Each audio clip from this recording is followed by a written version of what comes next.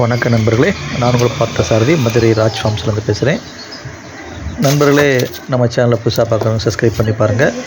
இன்றைக்கி நம்ம கோழிக்கு முட்டையை அடை வைக்கிறோம். கிளிமூக்கு விசிறிவால் கோழியோட முட்டையை கிளிமூக்கு விசிறிவாலுக்கு தான் நம்ம அடை வைக்கிறோம். அதே கோழிக்கு தான் பாருங்கள் நண்பர்களே, அதான் பார்த்துட்ருக்கீங்க. இது 2 கோழி முட்டை, அதாவது 10 முட்டை சேல்ஸ் பண்ணிட்டேன். அது போக 12 முட்டை இருந்துச்சு. அதை தான் நம்ம இப்போ அடை வைக்கிறோம்.